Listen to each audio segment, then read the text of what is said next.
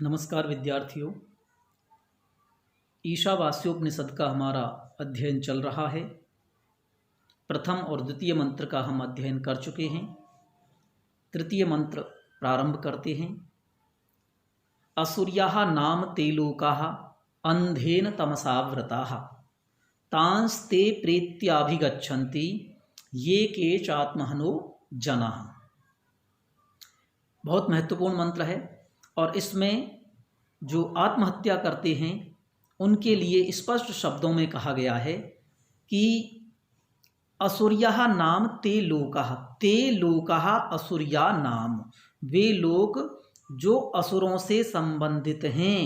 अंधेन तमसा वृता, वे गहन अंधकार से आवृत या ढके हुए या भरे हुए हैं।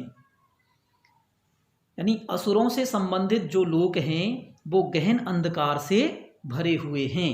और तांस्ते प्रेत्याभिगच्छन्ति ये केचात्महनो जनः, और ये केच आत्महनः जनः, और जो आत्महत्या करने वाले लोग हैं ते प्रेत्य तान अभिगच्छन्ति, वे मरकर उन्हीं लोगों को प्राप्त करते हैं।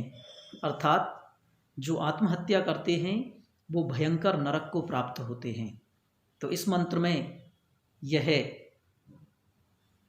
उपदेश दिया गया है कि आत्महत्या करना अपराध है, पाप है, और इससे मुक्ति नहीं मिलती है और भयंकर नरक की प्राप्ति होती है।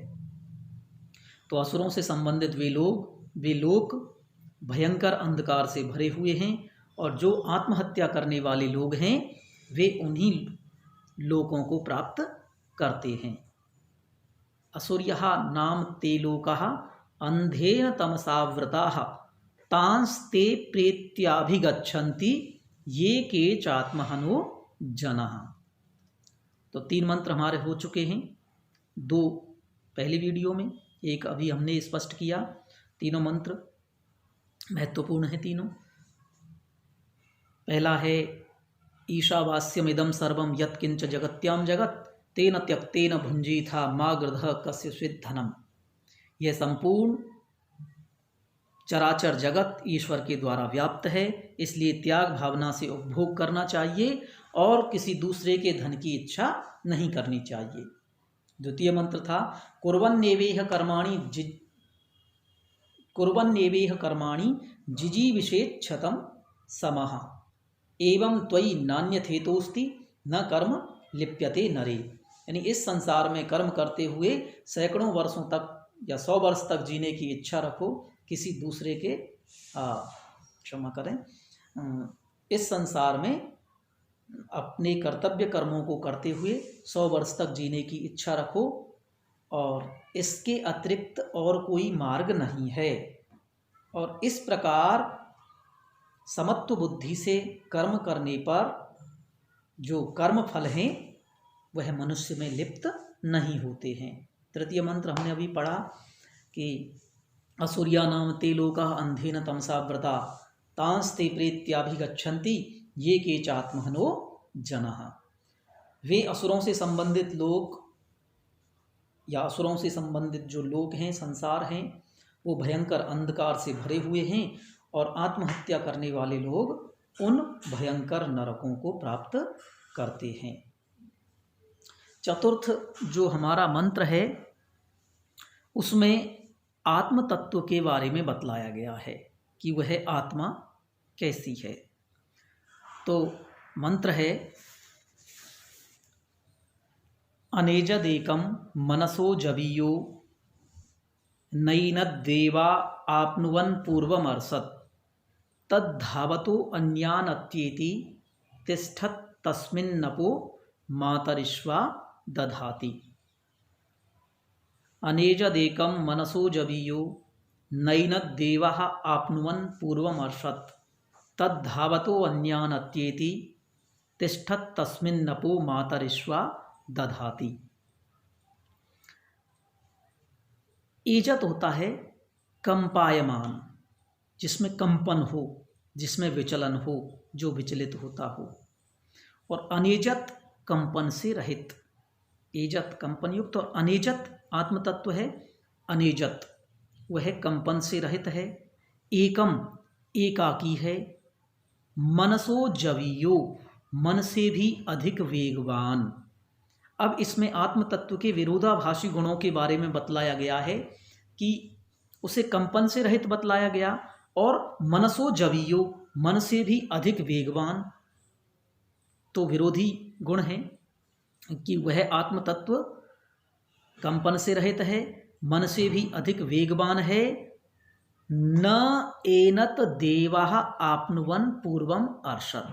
तो पूर्वम अर्षत, पूर्वम यानी पहले, अर्षत पहुंचे हुए, एनत इसको, देवाः इंद्रियां, देवाः शब्द यहाँ पर इंद्रियों के लिए आया है, ने नहीं आपनुवन प्राप्त कर सकीं।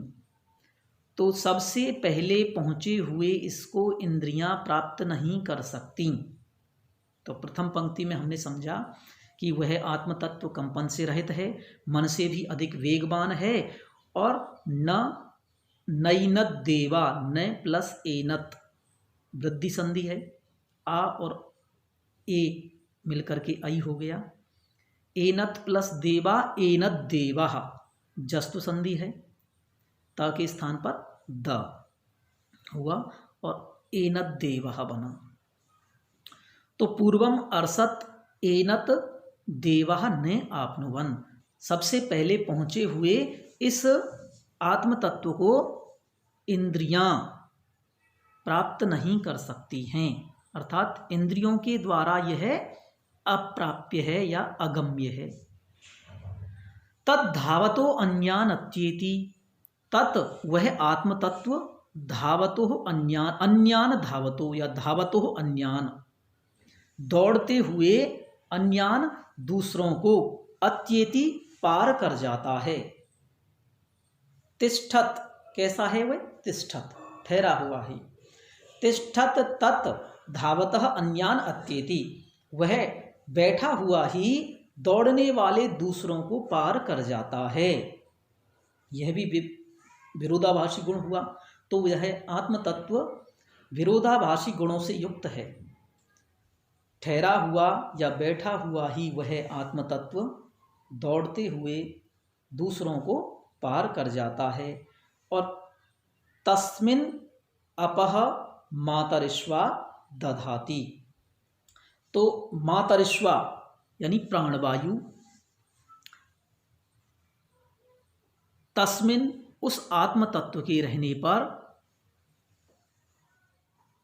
तस्मिन् अपः मातरिश्वा दधाति, वह मातरिश्वा अर्थात वायु उस आत्म तत्व के होने पर ही कर्मों का विभाग करता है।